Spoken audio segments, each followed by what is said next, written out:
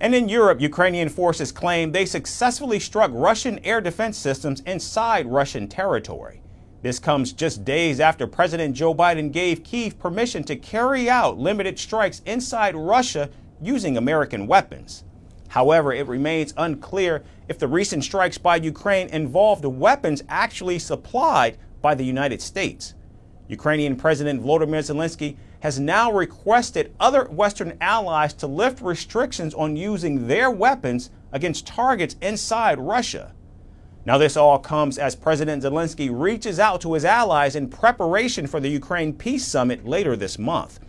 Switzerland will host a two-day event on the 15th and 16th of June, and over 50 countries have agreed to participate. However, Russia has not been invited for the ceasefire talks, and now Vladimir Putin's allies are rethinking their attendance at the summit. In fact, Saudi Arabia has reportedly decided not to attend the peace talks. However, a formal announcement is yet to be made by Riyadh. Now, in the past, Saudi Arabia had been an active participant in the peace talks. In August of 2023, Riyadh hosted an international peace summit and orchestrated a prisoner swap between Russia and Ukraine. Saudi Arabia has also increased bilateral and economic relations with Moscow. And now reports of Saudi Arabia wanting to skip the peace summit in Switzerland comes just days after China said it too would not attend the conference. Beijing says not including Russia in the peace talks was unfair, as Moscow and Kyiv both need to sit at the negotiating table. China has repeatedly emphasized that the peace summit should have the three important elements of acceptance by the Russian and Ukrainian sides, equal participation by all parties, and fair discussion of all peace proposals. And it is difficult for China to participate in the conference precisely because we believe that the summit may not be able to realize these 3 points. Now, President Zelensky says he was disappointed with some leaders for not wanting to attend the conference. Ukraine has even accused China of working hard to prevent other countries from attending the peace talks.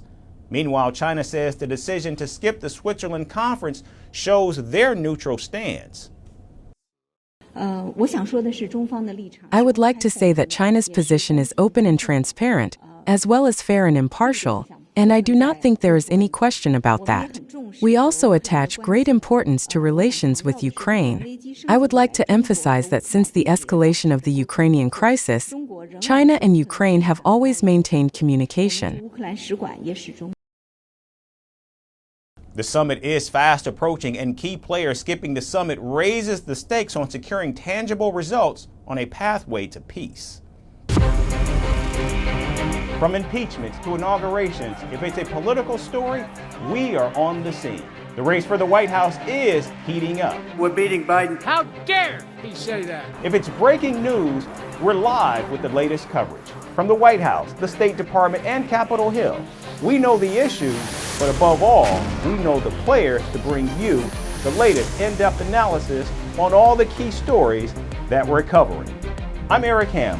Join me from Washington here on Firstpost America.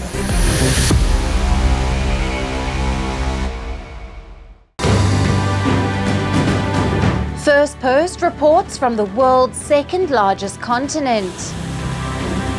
Hello, I'm Alison Lagrange. A very warm welcome from Durban, South Africa. We get you the news and the newsmakers from Africa. From elections, to climate change, to innovations, and opportunities. As the world's attention shifts, we report from Africa, the heart of the global South. Join me every weekday live on Firstpost.